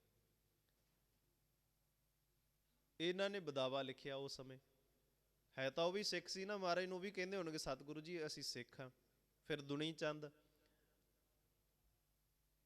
ਮਹਾਰਾਜ ਕਹਿੰਦੇ ਜੇ ਹਰੀ ਚੰਦ ਨੇ ਰਾਜੇ ਨੇ ਇਹ ਸਾਡੇ ਵੱਲ ਹਾਥੀ ਛੱਡਿਆ ਹੈ ਤੇ ਸਾਡੇ ਕੋਲ ਵੀ ਇੱਕ ਹਾਥੀ ਹੈਗਾ ਹੈ। ਕਹਿੰਦੇ ਦੁਨੀ ਚੰਦ ਉਹ ਵੀ ਬਹੁਤ ਰਾਸ਼ਨ ਖਾਂਦਾ ਹੈ, ਉਹ ਹਾਥੀ ਦਾ ਮੁਕਾਬਲਾ ਕਰੇਗਾ ਨਾ। ਦੁਨੀ ਚੰਦ ਕੰਧ ਟੱਪ ਕੇ ਭੱਜ ਗਿਆ। ਕਹਿੰਦਾ ਮੈਂ ਹਾਥੀ ਦਾ ਮੁਕਾਬਲਾ ਕਿਵੇਂ ਕਰ ਸਕਦਾ, ਲੱਤ ਟੁੱਟ ਗਈ, ਘਰੇ ਜਾ ਕੇ ਸੱਪ ਲੜ ਗਿਆ। ਕੁਝ ਜੀਵਨ ਦੇ ਵਿੱਚ ਕੁਝ ਖੱਟ ਨਹੀਂ ਸਕਿਆ, ਕੁਝ ਲਾਭ ਨਹੀਂ ਖੱਟ ਸਕਿਆ। ਜਾਂ ਗੁਰ ਕਹੇ ਉੱਠੋ ਮੇਰੇ ਭਾਈ, ਕਹਿੰਦੇ ਜਦੋਂ ਗੁਰੂ ਕਹੇ ਨਾ ਫਿਰ ਆਵਾਜ਼ ਮਾਰੇ, ਬਹਿ ਜਾਏ ਕੁਸਰ ਬਗੁਲਾਰੇ। ਬਗੁਲਾਰੇ ਦਾ ਅਰਥ ਹੁੰਦਾ ਹੈ ਬੰਗਲੇ ਦੇ ਵਾਂਗੂ, ਕਿਉਂਕਿ ਉਹਨਾਂ ਦੀ ਬਿਰਤੀ ਬੰਗਲੇ ਵਰਗੀ ਹੈ। ਬੰਗਲੇ ਦਾ ਅਰਥ ਕੀ ਹੁੰਦਾ? ਬੰਗਲੇ ਦੀ ਬਿਰਤੀ ਕੀ ਹੈ? ਬੰਗਲੇ ਦੀ ਬਿਰਤੀ ਇਹ ਹੈ ਕਿ ਬੱਗਾ ਬੱਗੇ ਕੱਪੜੇ ਤੀਰਥ ਮੰਝ ਵਸਨ। ਗੁਰੂ ਨਾਨਕ ਸਾਹਿਬ ਜੀ ਕਹਿੰਦੇ ਨੇ ਬੱਗਾ ਦਾ ਅਰਥ ਹੁੰਦਾ ਚਿੱਟਾ। ਬਗਲੇ ਦੇ ਜਿਹੜੇ ਕੱਪੜੇ ਨੇ, ਖੰਭ ਨੇ, ਉਹ ਚਿੱਟੇ ਨੇ। ਤੇ ਵਸਦਾ ਕਿੱਥੇ ਹੈ? ਕਹਿੰਦੇ ਵੀ ਉਹ ਇਉਂ ਲੱਗਦਾ ਵੀ ਛੱਪੜਾਂ ਦੇ ਉੱਪਰ ਜਾਂ ਦਰਿਆਵਾਂ ਦੇ ਉੱਪਰ ਵਸਦਾ ਹੈ। ਤੇ ਇਹ ਜ਼ਰੂਰੀ ਨਹੀਂ ਹੈ ਵੀ ਜਿਹੜਾ ਗੁਰੂ ਨੂੰ ਸਿਰ ਝੁਕਾ ਰਿਹਾ ਜਾਂ ਤੀਰਥਾਂ ਦੇ ਅੱਗੇ ਜਾ ਕੇ ਨਿਭਦਾ ਪਿਆ ਹੈ। ਇਸ ਕਰਕੇ ਆਪਾਂ ਗੁਰਬਾਣੀ ਨੂੰ ਪੜ੍ਹਦੇ ਹਾਂ, ਕਿਉਂਕਿ ਜਦੋਂ ਅਸੀਂ ਗੁਰਬਾਣੀ ਨੂੰ ਸੁਣਦੇ ਹਾਂ ਨਾ, ਤੇ ਅਸੀਂ ਸੁਣਨ ਦੇ ਚਾਹਵਾਨ ਉਹ ਸ਼ਬਦ ਹੈ, ਲੱਖ ਖੁਸ਼ੀਆਂ ਪਾਤਸ਼ਾਹੀਆਂ ਜੇ ਸਤਿਗੁਰ ਨਦਰ ਕਰੇ। ਪਰ ਅਸਾਂ ਨੂੰ ਇਹ ਸ਼ਬਦ ਤੱਕ ਕਦੀ ਪਹੁੰਚ ਹੀ ਨਹੀਂ ਕੀਤੀ ਵੀ ਮਹਾਰਾਜ ਸਾਨੂੰ ਸਮਝਾਉਣਾ ਕੀ ਚਾਹੁੰਦੇ ਨੇ, ਸਾਨੂੰ ਸਾਕਤ ਤੇ ਤੂਰੀ ਕਿਉਂ ਰੱਖਣੀ ਚਾਹੁੰਦੇ ਨੇ। ਕਿਉਂਕਿ ਗੁਰਬਾਣੀ ਦੇ ਵਿੱਚ ਅਸੀਂ ਉਹਨਾਂ ਸ਼ਬਦਾਂ ਨੂੰ ਸੁਣਨਾ ਪਸੰਦ ਕਰਦੇ ਹਾਂ ਜਿਨ੍ਹਾਂ ਦੇ ਵਿੱਚ ਖੁਸ਼ੀਆਂ ਹੋਣ, ਜਿਨ੍ਹਾਂ ਦੇ ਵਿੱਚ ਸ਼ੁਭ ਗੁਣ ਹੋਣ। ਪਰ ਜਿਹੜੀ ਗੱਲ ਸਮਝਾਉਣ ਵਾਸਤੇ ਅਸੀਂ ਉਹਨੂੰ ਕਹਿ ਦਿੰਦੇ ਨਹੀਂ ਇਹ ਸ਼ਬਦ ਬਹੁਤ ਕਰੜਾ ਹੈ। ਪਰ ਕਰੜੀ ਤੋਂ ਬਿਨਾਂ, ਕਰੜਾ ਸਖਤਾਈ ਤੋਂ ਬਿਨਾਂ ਕਦੀ ਕੁਝ ਸਿੱਖਿਆ ਨਹੀਂ ਜਾਂਦਾ। ਜੇ ਪੁੱਛਣਾ ਹੋਵੇ ਤਾਂ ਗੁਰੂ ਅੰਗਦ ਸਾਹਿਬ ਜੀ ਨੂੰ ਪੁੱਛ ਲਿਓ ਵੀ ਮਹਾਰਾਜ ਗੁਰਤਾ ਗੱਦੀ ਕਿਵੇਂ ਪ੍ਰਾਪਤ ਹੋਈ ਹੈ। ਉਹ ਕਹਿਣਗੇ ਮੈਨੂੰ ਤਾਂ ਸਿੱਖੀ ਬਹੁਤ ਮਹਿੰਗੀ ਮਿਲੀ ਹੈ ਤੇ ਗੁਰਤਾ ਗੱਦੀ ਵੀ ਬਹੁਤ ਜ਼ਿਆਦਾ ਮਹਿੰਗੀ ਪ੍ਰਾਪਤ ਹੋਈ ਹੈ। ਭਾਈ ਮੰਝ ਨੂੰ ਪੁੱਛ ਲਿਓ ਵੀ ਸਿੱਖੀ ਕਿਵੇਂ ਮਿਲੀ ਹੈ, ਉਹ ਕਹਿਣਗੇ ਬਹੁਤ ਮਹਿੰਗੀ ਸਿੱਖੀ ਮਿਲੀ ਹੈ। ਸਤਿਗੁਰੂ ਜੀ ਕਹਿੰਦੇ ਨੇ ਉਹ ਬੰਗਲੇ ਵਾਂਗੂ, ਬੰਗਲੇ ਦੀ ਬਿਰਤੀ ਹੈ ਕਿ ਤੀਰਥ ਮੰਝ ਵਸਨ, ਪਰ ਕਹਿੰਦੇ ਘੁੱਟ ਘੁੱਟ ਜੀਆਂ ਖਾਵਣੇ ਬੱਗੇ ਨਾ ਕਹੀਆ ਨਾ। ਉਹਨਾਂ ਨੇ ਬਗਲ ਸਮਾਧੀ ਲਾ ਕੇ ਬੈਠੇ ਹੋਣਾ ਹੈ ਤੇ ਕਹਿੰਦੇ ਉਹਨਾਂ ਦੇ ਪੈਰ ਦੇ ਨੇੜੇ ਜਾਂ ਕਦੇ ਕੋਈ ਡੱਡੀ ਜਾਂ ਮੱਛੀ ਆ ਜਾਵੇ ਤੇ ਉਹਨੂੰ ਪਕੜ ਕੇ ਖਾ ਜਾਂਦੇ ਨੇ। ਤੇ ਕਹਿੰਦੇ ਨੇ ਹੁਣ ਉਹ ਬੰਗਲਾ ਜਿਹੜਾ ਹੈ ਉਹਨੂੰ ਭਗਤ ਥੋੜ੍ਹੀ ਆਖਿਆ ਜਾਂਦਾ ਹੈ।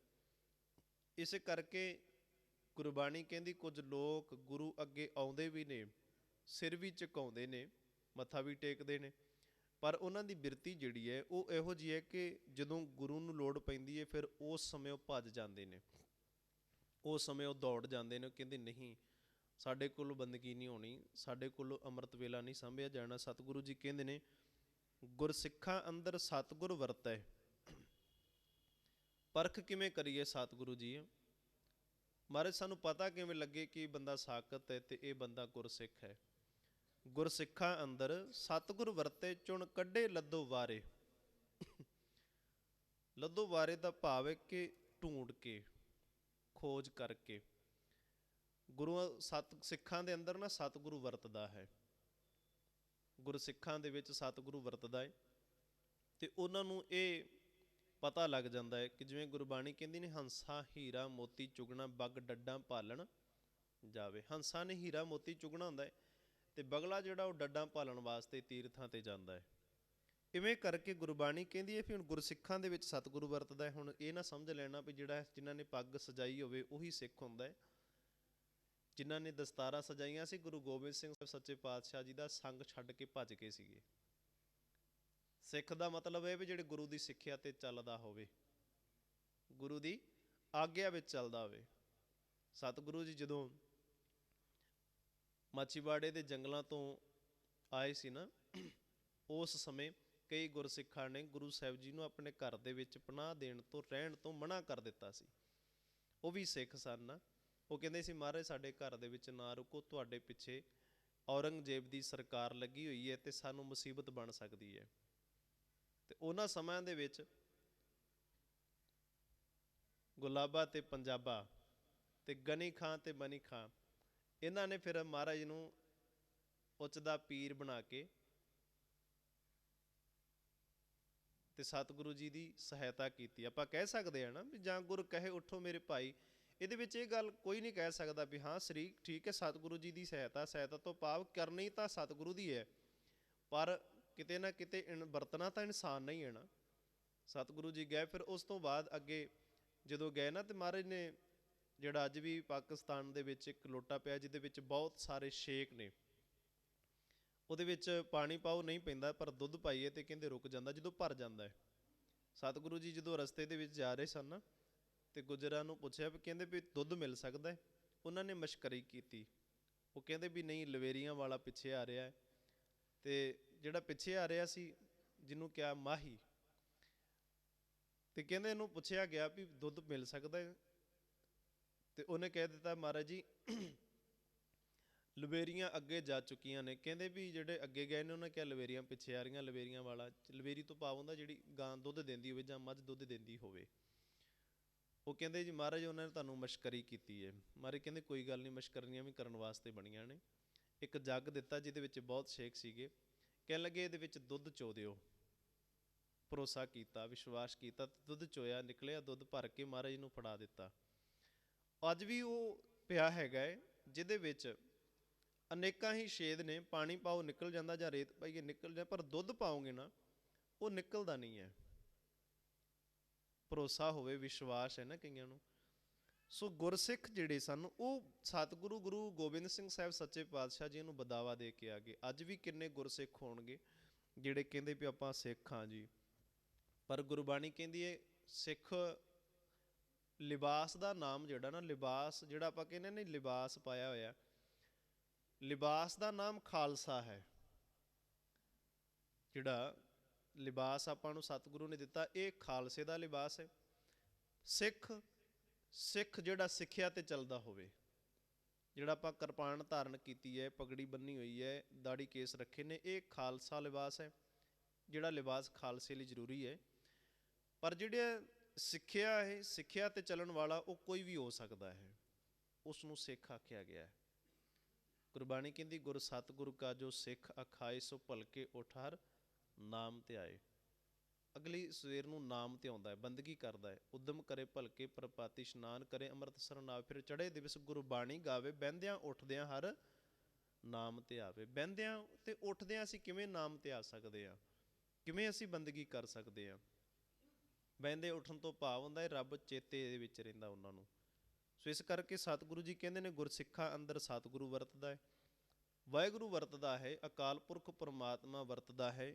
ਤੇ ਉਹ ਚੁਣ ਕੱਢੇ ਲੱਦੋ ਵਾਰੇ, ਉਹਨਾਂ ਨੂੰ ਪਤਾ ਲੱਗ ਜਾਂਦਾ ਵੀ ਬੰਦਾ ਸਾਕਤ ਕਿਹੜਾ ਹੈ, ਬੰਦਾ ਮਾੜੀ ਬਿਰਤੀ ਵਾਲਾ ਕਿਹੜਾ ਹੈ ਤੇ ਚੰਗੀ ਬਿਰਤੀ ਵਾਲਾ ਕਿਹੜਾ ਹੈ।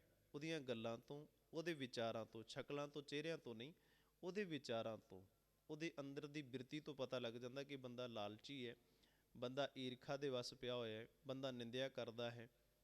ਤੇ ਜਿਹੜਾ ਬੰਦਾ ਨਿੰਦਿਆ ਕਰਦਾ ਹੈ, ਦੂਜਿਆਂ ਨੂੰ ਨੀਵਾਂ ਵਿਖਾਉਂਦਾ ਹੈ, ਉਹ ਕਦੀ ਵੀ ਸਰਵੋਤਮ ਗੁਣਾਂ ਵਾਲਾ ਨਹੀਂ ਹੋ ਸਕਦਾ, ਸ਼ੁਭ ਗੁਣਾਂ ਵਾਲਾ ਨਹੀਂ ਹੋ ਸਕਦਾ। ਉਹ ਬੰਦਾ ਸਾਕਤ ਹੀ ਰਹੇਗਾ, ਉਹ ਬੰਦਾ ਹਮੇਸ਼ਾ ਸਾਕਤ ਹੀ ਰਹੇਗਾ, ਚਾਹੇ ਜੋ ਮਰਜ਼ੀ ਹੋ ਜਾਵੇ, ਕਿਉਂਕਿ ਉਹਦੇ ਅੰਦਰ ਗੁਰਬਾਣੀ ਦਾ ਟਿਕਾਣਾ ਹੀ ਨਹੀਂ ਹੈ। ਜਿਹਦੇ ਅੰਦਰ ਟਿਕਾਣਾ ਕਰ ਗਿਆ ਉਹ ਤਾਂ ਬੰਦਾ ਇਹੀ ਕਹਿੰਦਾ, ਮਹਾਰਾਜ ਅਸੀਂ ਹਮ ਗਰੀਬ ਮਸਕੀਨ ਪ੍ਰਭ ਤੇਰੇ।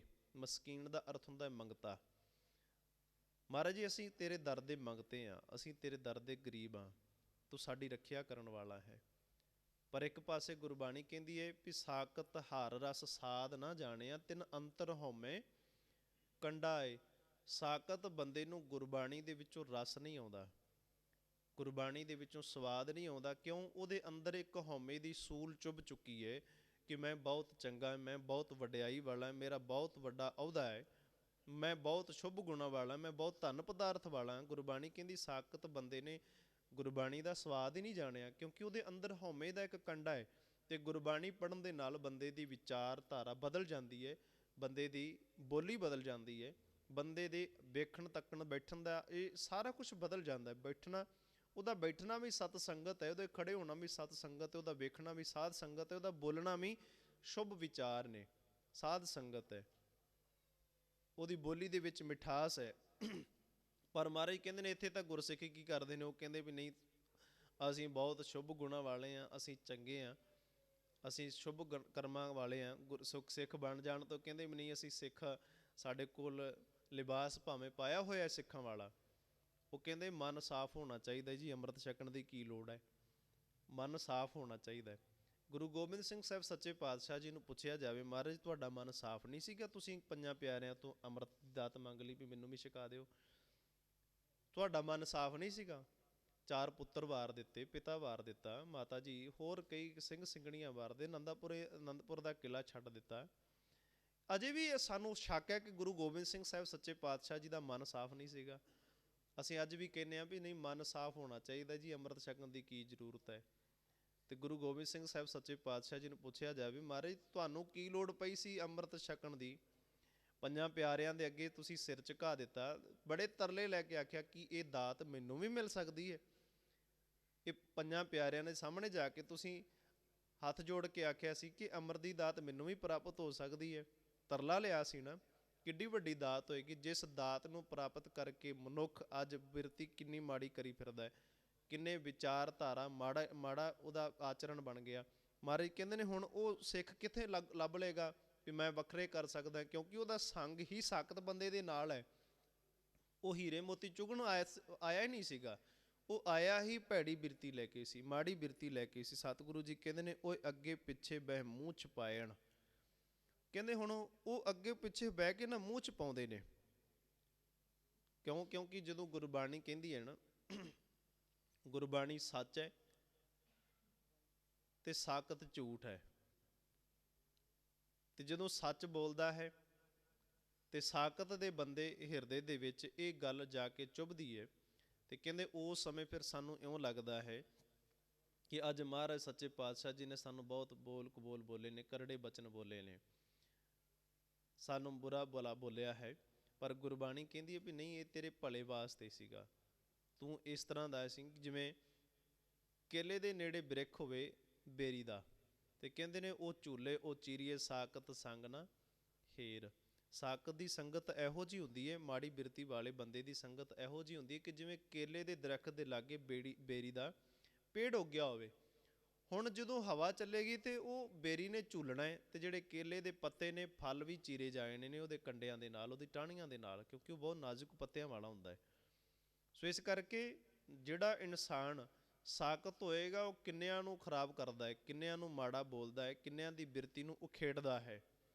ਪਰ ਜਿਹੜਾ ਗੁਰਬਾਣੀ ਨੂੰ ਪੜ੍ਹਨ ਵਾਲਾ ਹੈ, ਸਿਮਰਨ ਕਰਨ ਵਾਲਾ ਹੈ, ਉਹ ਭਾਈ ਮਣੀ ਸਿੰਘ ਜੀ ਵਾਂਗੂ ਇਹੀ ਗੱਲ ਆਖੇਗਾ, ਮੇਰਾ ਬੰਦ ਤਾਂ ਕੱਟ ਸਕਦੇ ਹੋ ਪਰ ਮੈਨੂੰ ਆਪਣੇ ਧਰਮ ਤੋਂ ਡੁਲਾ ਨਹੀਂ ਸਕਦੇ। ਇਹ ਤਾਂ ਸਭ ਤੋਂ ਵੱਡੀ ਉਮਰ ਵਾਲਿਆਂ ਦੀ ਗੱਲ ਹੈ। ਦਰਬਾਰਾ ਸਿੰਘ ਸਭ ਤੋਂ ਛੋਟੀ ਉਮਰ ਦਾ ਹੈ, ਫਤਿਹ ਸਿੰਘ ਜੀ ਵਾਂਗੂ। ਜਦੋਂ ਨਨਕਾਣਾ ਸਾਹਿਬ ਦਾ ਮੋਰਚਾ ਲੱਗਿਆ ਸੀ ਨਾ, ਨਰਾਇਣੂ ਮਹੰਤ ਨੇ ਉੱਤੇ ਕਬਜ਼ਾ ਕਰ ਲਿਆ ਸੀ, ਤੇ ਜਿਹੜਾ ਮੱਥਾ ਟੇਕਣ ਜਾਂਦਾ ਸੀ ਉਹਨਾਂ ਨੂੰ ਲੁੱਟ ਲੈਂਦਾ ਸੀ ਉਹ, ਭਾਵੇਂ ਕੋਈ ਇਸਤਰੀ ਸਰੂਪ ਹੋਵੇ, ਤੇ ਜੇ ਕੋਈ ਪੁਰਸ਼ ਜਾਣਾ ਉਹਦੇ ਕੋਲੋਂ ਧਨ ਮਾਲ ਲੁੱਟ ਲੈਣਾ, ਉਹਨੂੰ ਮਾਰ ਦੇਣਾ। ਇੰਨਾ ਨਿਰਦਈ ਹੋ ਗਿਆ। ਗੁਰੂ ਘਰ ਦੇ ਵਿੱਚ ਲੋਕੀ ਇੱਜ਼ਤਾਂ ਬਚਾਉਣ ਜਾਂਦੇ ਨੇ, ਮਹਾਰਾਜ ਦੇ ਕੋਲੋਂ ਆਪਣੀ ਇੱਜ਼ਤ ਦੀ ਰਾਖੀ ਵਾਸਤੇ ਅਰਦਾਸ ਕਰਨ ਵਾਸਤੇ ਜਾਂਦੇ ਨੇ, ਤੇ ਜੇ ਗੁਰੂ ਘਰ ਦੇ ਵਿੱਚੋਂ ਇਹੋ ਜਿਹੇ ਬੰਦੇ ਬੈਠੇ ਹੋਣ ਤਾਂ ਫਿਰ ਉੱਥੇ ਕੀ ਹੋਏਗਾ। ਸੋ ਉਸ ਸਮੇਂ ਭਾਈ ਲਛਮਣ ਸਿੰਘ ਧਾਰੋਵਾਲ ਦੇ ਨਾਲ ਇੱਕ ਛੋਟਾ ਜਿਹਾ ਬੱਚਾ ਜਿਹਦਾ ਨਾਮ ਸੀ ਦਰਬਾਰਾ ਸਿੰਘ, ਉਹ ਕਹਿੰਦਾ ਮੈਂ ਵੀ ਸ਼ਹੀਦ ਹੋਣ ਵਾਸਤੇ ਜਾਣਾ। ਮਾਤਾ ਨੇ ਘਰ ਤੋਂ ਰੋਕਿਆ, ਕਹਿੰਦੇ ਨਹੀਂ, ਉਹ ਕਹਿੰਦਾ ਨਹੀਂ ਮੈਂ ਵੀ ਜਾਣਾ ਸ਼ਹੀਦ ਹੋਣ ਵਾਸਤੇ। ਹੁਣ ਉਹ ਅੰਦਰ ਇੱਕ ਬਿਰਤੀ, ਇੱਕ ਦ੍ਰਿੜਤਾ ਹੈ, ਕਹਿੰਦਾ ਵੀ ਮੈਂ ਘਰੋਂ ਹੀ ਕਹਿੰਦਾ ਗਿਆ ਵੀ ਮੈਂ ਸ਼ਹੀਦ ਹੋਣਾ ਹੈ, ਘਰ ਤੋਂ ਤੁਰਨ ਲੱਗਿਆ ਹੀ ਇਹ ਕਹਿੰਦਾ ਰਿਹਾ ਕਿ ਮੈਂ ਸ਼ਹੀਦ ਹੋਣਾ ਹੈ। ਪਤਾ ਉਹਨੂੰ ਵੀ ਕਿੱਥੇ ਕਿਵੇਂ ਤਰੀਕੇ ਨਾਲ ਉੱਥੇ ਮਾਰਿਆ ਜਾਣਾ ਹੈ, ਪਰ ਉਹ ਕਹਿੰਦਾ ਨੇ ਮੈਂ ਸ਼ਹੀਦ ਹੋਣਾ ਹੈ। ਘਰ ਤੋਂ ਬਿਰਤੀ ਹੀ ਇਹੋ ਜਿਹੀ ਲੈ ਕੇ ਤੁਰਿਆ। ਇਸ਼ਨਾਨ ਕੀਤਾ ਤੇ ਰਸਤੇ ਦੇ ਵਿੱਚ ਜਦੋਂ ਤੁਰ ਕੇ ਜਾ ਰਹੇ ਸੀ ਨਾ, ਕਈ ਗੁਰਸਿੱਖਾਂ ਨੇ ਆਖਿਆ ਬੱਚਾ ਛੋਟਾ ਥੱਕ ਗਿਆ ਹੋ ਗਿਆ, ਉਹਨੂੰ ਚੁੱਕ ਲਵੋ। ਜਦੋਂ ਉਹਨੂੰ ਚੁੱਕਣ ਦਾ ਯਤਨ ਕੀਤਾ ਵੀ ਤੈਨੂੰ ਮੋਢਿਆਂ ਤੇ ਚੁੱਕ ਲੈਂਦੇ ਆ, ਉਹ ਕਹਿੰਦਾ ਨਹੀਂ ਮੈਂ ਤੁਰ ਕੇ ਜਾਵਾਂਗਾ, ਮੈਂ ਤੁਰ ਕੇ ਹੀ ਜਾਵਾਂਗਾ, ਮੈਂ ਕਿਸੇ ਦੇ ਮੋਢਿਆਂ ਤੇ ਭਾਰ ਨਹੀਂ ਬਣਨਾ, ਮੈਂ ਆਪਣੇ ਆਪ ਜਾਵਾਂਗਾ। ਆਪਣੇ ਆਪ ਪਹੁੰਚਿਆ ਤੇ ਜਦੋਂ ਹਮਲਾ ਹੋਇਆ ਤੇ ਇਸ ਦਰਬਾਰਾ ਸਿੰਘ ਨੂੰ ਅਲਮਾਰੀ ਦੇ ਵਿੱਚ ਲੁਕਾ ਦਿੱਤਾ ਸੀ।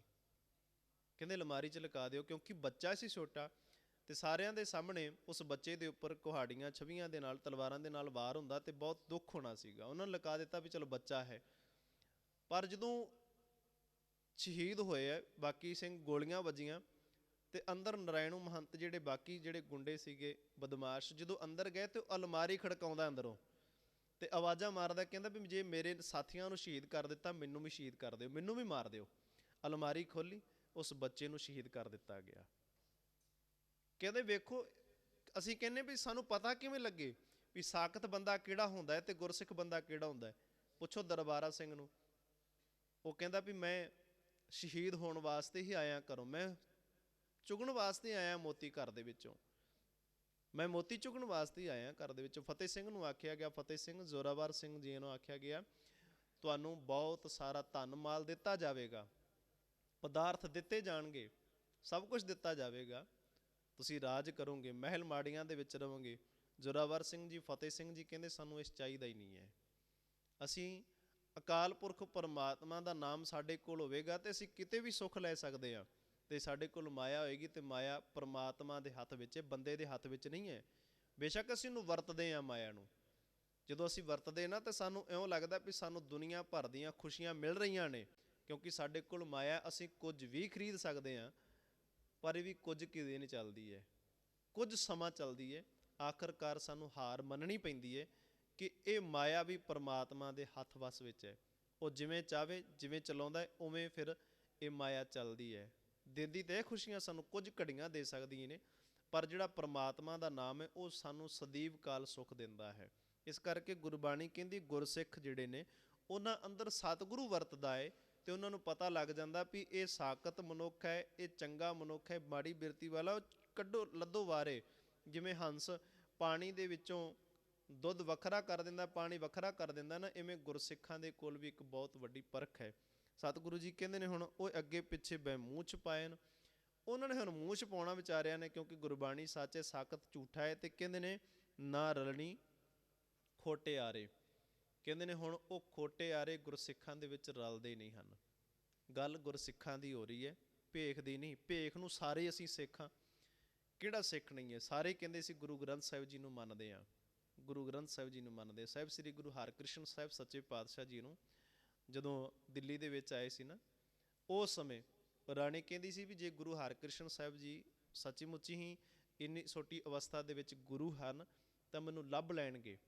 ਉਹਨੇ ਕੀ ਕੀਤਾ, ਜਿਹੜੀਆਂ ਗੋਲੀਆਂ ਸੀਗੀਆਂ ਨੌਕਰਾਣੀਆਂ, ਉਹਨਾਂ ਨੂੰ ਰਾਣੀਆਂ ਵਾਲੇ ਕੱਪੜੇ ਪਹਿਨਾ ਦਿੱਤੇ ਤੇ ਆਪ ਨੌਕਰਾਣੀਆਂ ਵਾਲੇ ਕੱਪੜੇ ਪਹਿਨ ਲਏ ਤੇ ਪਿੱਛੇ ਜਾ ਕੇ ਛੁਪ ਗਈ, ਲੁਕ ਗਈ। ਕਹਿੰਦੇ ਮਹਾਰਾਜ ਮੈਨੂੰ ਵੇਖਦੇ ਆ, ਮੈਨੂੰ ਮਹਾਰਾਜ ਲੱਭਦੇ ਕਿ ਨਹੀਂ, ਪਰਖ ਲਈ ਗਈ। ਸਤਿਗੁਰੂ ਜੀ ਗੁਰੂ ਹਰਕ੍ਰਿਸ਼ਨ ਸਾਹਿਬ ਜੀ ਕਹਿੰਦੇ ਨੇ ਇਹ ਵੀ ਨਹੀਂ, ਇਹ ਵੀ ਨਹੀਂ। ਪਰ ਜਦੋਂ ਰਾਣੀ ਦੇ ਕੋਲ ਪਹੁੰਚੇ ਨਾ, ਕਹਿੰਦੇ ਉਹਨਾਂ ਦੇ ਸਿਰ ਦੇ ਉੱਪਰ ਛੜੀ ਰੱਖ ਕੇ ਕਹਿੰਦੇ ਹਾਂ ਇਹ ਹੈ, ਪਰ ਨਾਲ ਇੱਕ ਬਚਨ ਵੀ ਕੀਤਾ ਵੀ ਗੁਰੂ ਦੀ ਪ੍ਰੀਖਿਆ ਲੈਂਦੇ ਹੋ, ਜਦੋਂ ਗੁਰੂ ਪ੍ਰੀਖਿਆ ਲੈਣ ਲੱਗਿਆ ਨਾ ਫਿਰ ਤੁਹਾਡੇ ਤੋਂ ਪਾਸ ਨਹੀਂ ਹੋਇਆ ਜਾਣਾ, ਫੇਲ ਹੋ ਜਾਵੋਗੇ ਤੁਸੀਂ। ਅੱਜ ਅਸੀਂ ਗੁਰੂ ਨੂੰ ਵੀ ਕਹਿੰਦੇ ਹਾਂ ਮਹਾਰਾਜ ਉਹਨਾਂ ਗੁਰਸਿੱਖਾਂ ਦੇ ਅੰਦਰ ਉਹਨਾਂ ਦੀਆਂ ਮਨੋਕਾਮਨਾਵਾਂ ਪੂਰੀਆਂ ਕਰ ਦਿੱਤੀਆਂ, ਉਹਨਾਂ ਦੇ ਕੋਲ ਬੜਾ ਧਨ ਪਦਾਰਥ ਹੈ, ਉਹਨਾਂ ਦੇ ਕੋਲ ਬੜਾ ਸਭ ਕੁਛ ਰੱਬ ਨੇ ਦਿੱਤਾ ਕਿ ਸਾਨੂੰ ਵੀ ਦੇਵੇਗਾ। ਅੱਜ ਹੈ ਨਹੀਂ ਗਾ ਰੱਬ, ਅੱਜ ਗੁਰੂ ਗ੍ਰੰਥ ਸਾਹਿਬ ਜੀ ਦੇ ਵਿੱਚ ਉਹ ਪਾਵਰ, ਉਹ ਸ਼ਕਤੀ ਨਹੀਂ ਹੈਗੀ। ਕਹਿੰਦੇ ਆ ਲੋਕ ਸੁਣੇ ਨੇ ਇੱਦਾਂ ਕਹਿੰਦੇ ਹੋਏ, ਪਰ ਜੇ ਗੁਰੂ ਗ੍ਰੰਥ ਸਾਹਿਬ ਕਹੇ ਵੀ ਤੁਸੀਂ ਮੇਰੀ ਪਰਖ ਲੈਣ ਵਾਸਤੇ ਤੁਰੇ ਫਿਰਦੇ ਹੋ, ਜੇ ਤੁਹਾਡੇ ਉੱਪਰ ਕਿਤੇ ਸਮਾਂ ਆ ਗਿਆ ਤੁਹਾਡੀ ਪਰਖ ਲਈ ਗਈ, ਫਿਰ ਕੀ ਕਰੋਗੇ? ਫਿਰ ਕੀ ਕਰੋਗੇ? ਜਿਹੜਾ ਬੰਦਾ ਕੁਝ ਰੁਪਈਆਂ ਵਾਸਤੇ ਕਿਸੇ ਦੂਜੇ ਇਨਸਾਨ ਦੀ ਜਾਨ ਲੈ ਲੈਂਦਾ ਹੈ, ਉਹ ਕਿਵੇਂ ਪਰਖ ਦੇ ਸਕਦਾ ਹੈ? ਕਿਉਂਕਿ ਇਹ ਮਾਰਗ ਹੀ ਉਲਟਾ ਹੈ, ਸੰਸਾਰ ਤੋਂ ਥੋੜ੍ਹਾ ਜਿਹਾ ਉਲਟਾ ਹੈ। ਸੰਸਾਰ ਕਹਿੰਦਾ ਵੀ ਸਿਆਣਾ ਉਹ ਗਿਣਿਆ ਜਾਂਦਾ ਜਿਹੜਾ ਵੱਧ ਕਮਾਈ ਕਰਦਾ ਹੋਵੇ, ਤੇ ਗੁਰਬਾਣੀ ਕਹਿੰਦੀ ਸਿਆਣਾ ਉਹ ਗਿਣਿਆ ਜਾਂਦਾ ਜਿਹੜਾ ਵੱਧ ਦਾਨ ਕਰਦਾ ਹੋਵੇ। ਥੋੜ੍ਹਾ ਜਿਹਾ ਮਾਰਗ ਉਲਟਾ ਹੋ ਜਾਂਦਾ ਹੈ। ਗੁਰਬਾਣੀ ਕਹਿੰਦੀ ਵੀ ਜਿਹੜਾ ਬੰਦਾ ਸਿਆਣੀਆਂ ਗੱਲਾਂ ਕਰਦਾ ਹੋਵੇ ਉਹ ਸਿਆਣਾ। ਸੰਸਾਰ ਕਹਿੰਦਾ ਜਿਹੜਾ ਸਿਆਣੀਆਂ ਗੱਲਾਂ ਕਰਦਾ ਉਹ ਸਿਆਣਾ ਹੈ, ਪਰ ਗੁਰਬਾਣੀ ਕਹਿੰਦੀ ਨਹੀਂ, ਉਹ ਤਾਂ ਵਿਚਾਰਾ ਨਿਆਣਾ ਹੈ, ਕਿਉਂਕਿ ਉਹਦੇ ਕੋਲ ਗੁਰਬਾਣੀ ਨਹੀਂ। ਗੁਰ ਕੀ ਮੱਤ ਤੂੰ ਲੈ ਇਆਨੇ, ਭਗਤ ਬਿਨਾ ਬੋ ਡੁੱਬੇ ਸਿਆਣੇ। ਉਲਟਾ ਹੈ ਥੋੜ੍ਹਾ ਜਿਹਾ ਮਾਰਗ। ਅਸੀਂ ਸਿਆਣਾ ਉਹਨੂੰ ਗਿਣਦੇ ਜਿਹੜਾ ਸਿਆਣੀਆਂ ਗੱਲਾਂ ਗਿਣਦਾ ਹੋਵੇ। ਗੁਰਬਾਣੀ ਕਹਿੰਦੀ ਵੀ ਸਿਆਣਾ ਉਹ ਨਹੀਂ ਹੈ ਜਿਹੜੀਆਂ ਸਿਆਣੀਆਂ ਗੱਲਾਂ ਕਰ ਲੈਂਦਾ ਹੋਵੇ। ਸਿਆਣਾ ਉਹ ਹੈ ਜਿਹੜਾ ਕਿਸੇ ਦੇ ਦੁੱਖ ਨੂੰ ਆਪਣਾ ਦੁੱਖ ਸਮਝਦਾ ਹੋਵੇ। ਸਿਆਣਾ ਉਹ ਹੈ ਜਿਹੜਾ ਦੂਜੇ ਦੇ ਪਰਿਵਾਰ ਨੂੰ ਆਪਣਾ ਪਰਿਵਾਰ ਸਮਝ ਕੇ ਭਲਾ ਕਰਦਾ ਹੋਵੇ। ਸਿਆਣਾ ਉਹ ਹੈ ਜਿਹੜਾ ਦੂਜਿਆਂ ਨੂੰ ਭੋਜਨ ਦਿੰਦਾ ਹੋਵੇ ਤੇ ਆਪ ਨੂੰ ਭਾਵੇਂ ਮਿਲੇ ਚਾਹੇ ਨਾ ਮਿਲੇ, ਪਰ ਦੂਜੇ ਦੇ ਮੁੱਖ ਦੇ ਵਿੱਚ ਰੋਟੀ ਜ਼ਰੂਰ ਪਾਉਂਦਾ ਹੈ। ਸਾਹਿਬ ਸ੍ਰੀ ਗੁਰੂ ਨਾਨਕ ਸਾਹਿਬ ਸੱਚੇ ਪਾਤਸ਼ਾਹ ਜੀ ਅਤੇ ਹੋਰ ਉਹਨਾਂ ਦੇ ਪਿਆਰੇ ਗੁਰਸਿੱਖ ਜਿਹੜੇ ਆਉਂਦੇ ਸਮੇਂ ਦੇ ਵਿੱਚ ਵੀ ਇੱਦਾਂ ਦੇ ਕਰਮ ਕਰਦੇ ਨੇ। ਸੋ ਇਸ ਕਰਕੇ ਸਤਿਗੁਰੂ ਜੀ ਕਹਿੰਦੇ ਨੇ ਇਹ ਪਹਿਚਾਣ ਹੈ। ਤੇ ਜਿਹੜਾ ਬੰਦਾ ਸਾਕਤ ਹੋਏਗਾ ਉਹ ਮੂੰਹ 'ਚ ਪਾਉਂਦਾ ਫਿਰੇਗਾ, ਉਹ ਆਖੇਗਾ ਵੀ ਗੁਰਬਾਣੀ ਤਾਂ ਸਿੱਧੀਆਂ ਗੱਲਾਂ ਮੇਰੇ 'ਤੇ ਕਹਿ ਰਹੀ ਹੈ।